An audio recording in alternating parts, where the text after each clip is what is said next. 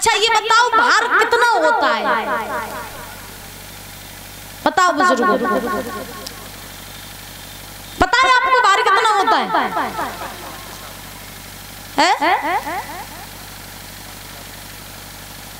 नहीं पता? अच्छा, बहुत से लोगों के मन में शंका होती है ना कि भार कितना होता है, जैसे किलो होता है, ग्राम होता है, तो ऐसे भार भी तो कुछ होता होगा ना मास्टर साहब? सही है? चलो हम बता रहे हैं। देखिए प्रमाण तो यहाँ तक मिला है, जैसा कि हमारे गुरुजी ने बताया कि कहा जाता है एक भार सोना जो होता है, एक भार सोना होता है 96 शेर का। एक भार सोना होता है 96 शेर का, और 96 शेर होता है 89 किलो 600 ग्राम का।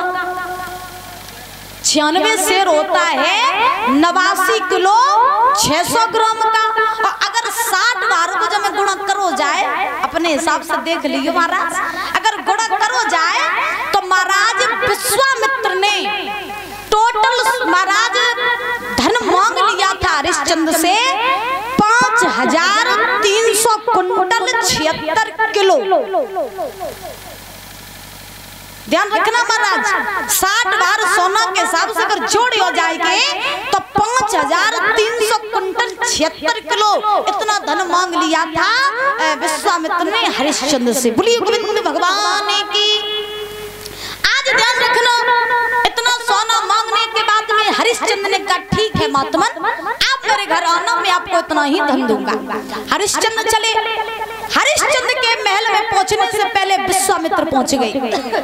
पहुंचे तो पहुंचे, लेकिन विश्वामित्र हरिश्चंद्र की राजगद्दी पर जाकर के बैठ गए। राजगद्दी पर जाकर बैठे। अब हरिश्चंद्र ने विश्वामित्र को देखा। हरिश्चंद्र सोचने लगे जो तो अजीब महात्मा है, हमारे आए से पहले ही राज महल में आएगा, आओ सो आओ, लेकिन जो तो मेरी राजगद्दी पे बैठेगा। तो हरिश्चंद्र ने विश्वामित्र से तो कुछ नहीं कहा, खजांची को बुलवाया और खजांची को बुला करके आदेश दिया, खजांची चले जाओ, खजाने में से धन निकाल लाओ, इन महात्मा को 60 भार सोने की जरूरत है। और हरिश्चंद्र बोले क्या राजा ने खजांची बुलवायो, अरे आज्ञा दई सोना लाने की। और तब विश्वामित्र ने मुस्काई की, कह दई के बात ठिकाने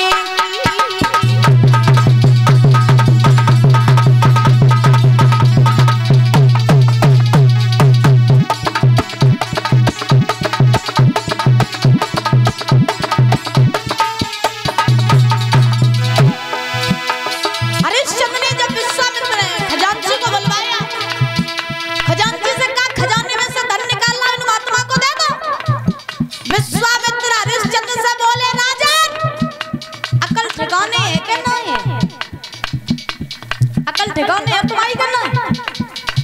अरे तुम जिस पर हुक्म चला रहे हो, जिसे तुम आज्ञा दे रहे हो, अब न वो तुम्हारी प्रजा, न तुम्हारा राजपाट, न तुम्हारी धन दौलत। मेरी बात सुनो, ओ राजा हो ठिकाने,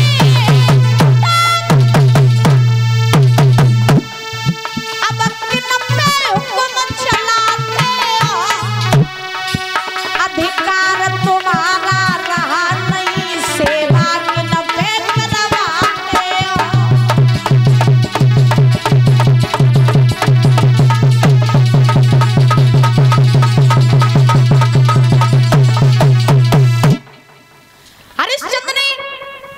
हरिश्चंद्र से आज विश्वामित्र ने खुले शब्दों में कह दिया कि जिस पर तुम हुक्म चला रहे हो, जिसे तुम आदेश दे रहे हो, वो न तुम्हारी प्रजा, न तुम्हारी धन दौलत, न तुम्हारा राज्यपाट। हरिश्चंद्र कहने लगे तुम क्या कह रहे हो बाबा जी? शायद हमें ऐसा लग रहा है कि तुमने हमें पहचाना नहीं, हमें ऐसा लग रहा है कि तुमने हमें पहचाना नहीं।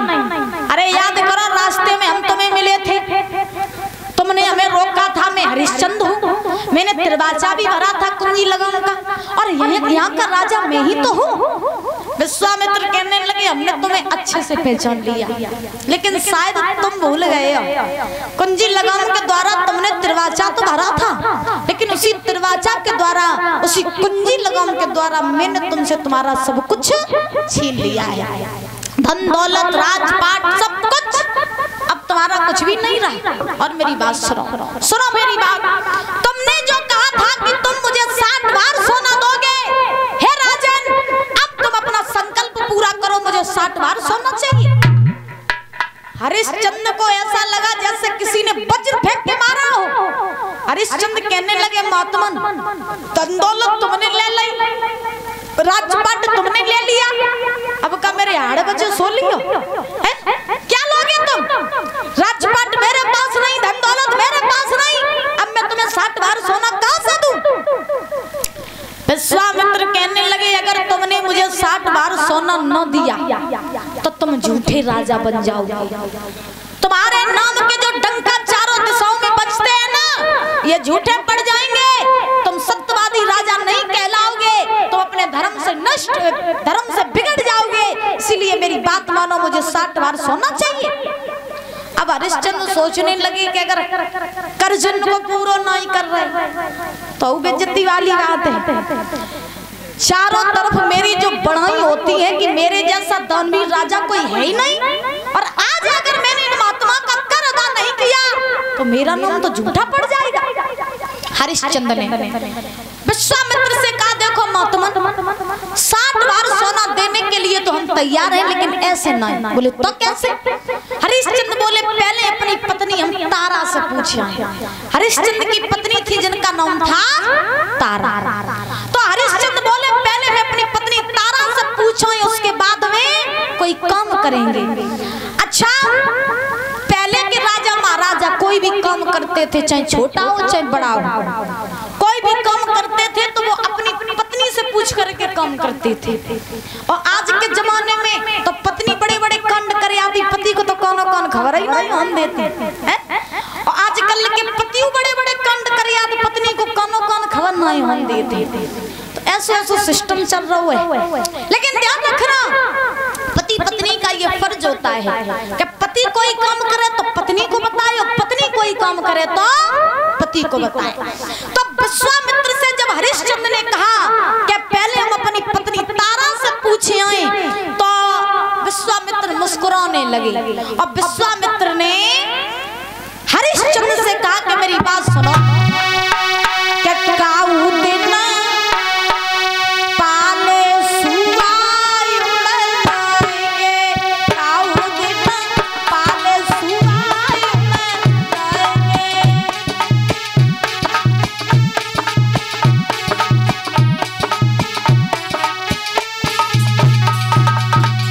विश्वामित्र हरिश्चंद्र से बोले तुम्हें अपनी पत्नी पर इतना भरोसा है कि तुम जो भी काम करोगे अपनी पत्नी से पूछ के करोगे, लेकिन मेरी एक बात सुनो, सुनो राजा, अरे जान नारी पे गर्व न करियो, जान नारी पे,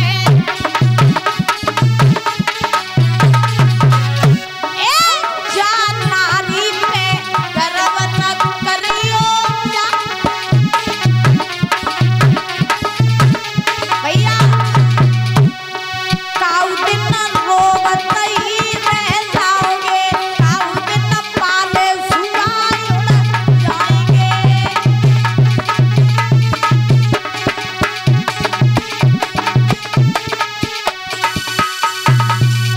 आज ध्यान रखना विश्वामित्र ने हरिश्चंद्र से कहा अगर पूछने जाना चाहते हो तो जाओ पूछे।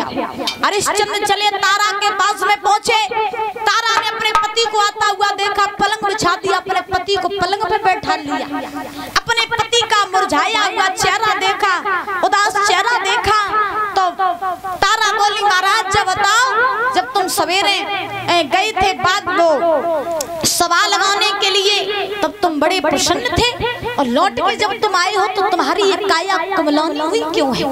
आज तुम इतने परेशान क्यों हो? पहले की रानियां पूछती थी अपने महाराजाओं से, अगर थोड़े से भी परेशान होते थे कि तुम क्यों परेशान हो। और आजकल की तो चाहे पति मर रहा हो तो नहीं पूछेगा तुम काहे परेशान है। आजकल तो जकाती हम क्या करें, तुम्हें जो करने हो सो करो, लेकिन हमारी इच्छाएं पूरी करो। काती का नहीं काती, सही बता, काती करें, ईमानदारी बात बताइयो। लेकिन जगह में तो हमें सब पतिव्रताएं दिखाई देती, जगह में सब अपने अपने पतियों की बात मानती हुई और अपने अपने पतियों की सेवा करती हुई हैं। जगहों की माता हमें बढ़िया लगी। अब ऐसा न करियो कि हम तो प्रशंसा कर दे हैं, अब समझा कर तुम डोज दे हो जाएंगे। बोली गोविंद भगवान की। आज महाराज तारा ने अपने पति को उदास देखा, उदास देख करके तारा बोली महाराज क्या बात है, आज आप इतने उदास क्यों हो? और बोली कि किस कारण से अरे प्रीतम प्यार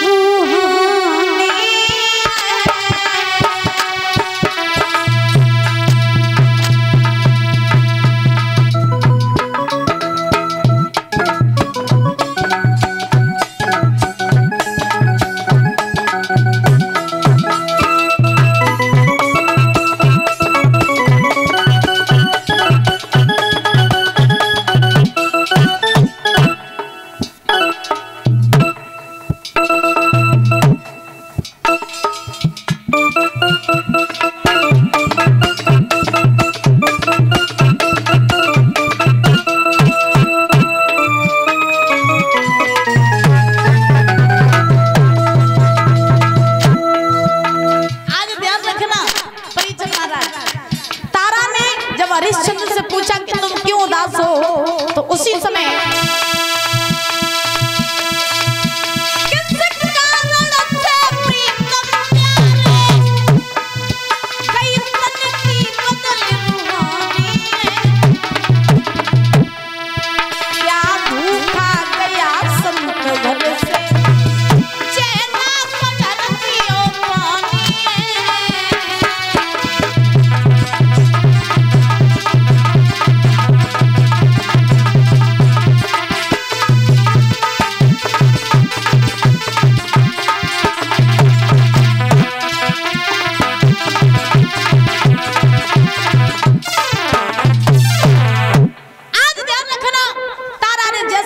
तो हरिश्चंद्र ने रो करके जवाब दिया कि हे तारा, तुमने ये हमारे लिए जो पलंग बिछाया है ना, इस पर अब हमारा कोई भी अधिकार नहीं है।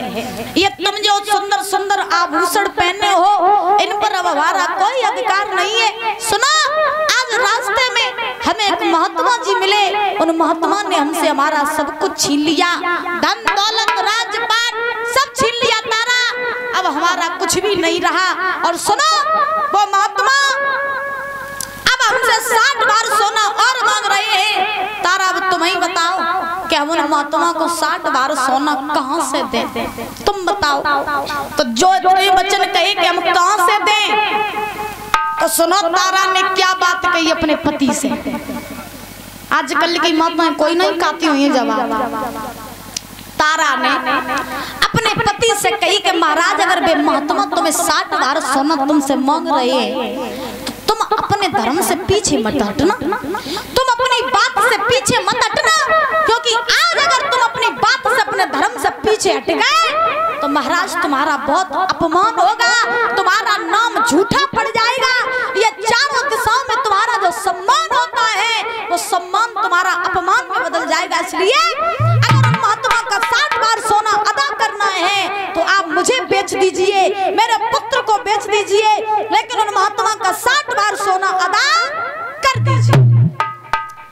आजकल की अपने पति के दुख में कोई बिछी बता, पति के दुख में आजकल कोई बिछ जाएंगे? बोलो मैया, पति के ऊपर दुख आए जाए तो तुम बिक जाइयो, नहीं बिकियो। जा और कहो दुश्मन टटरी बांधे होंगे मत जा जाए कि हम कहते संगे बिचे। हाँ जय और कहीं आज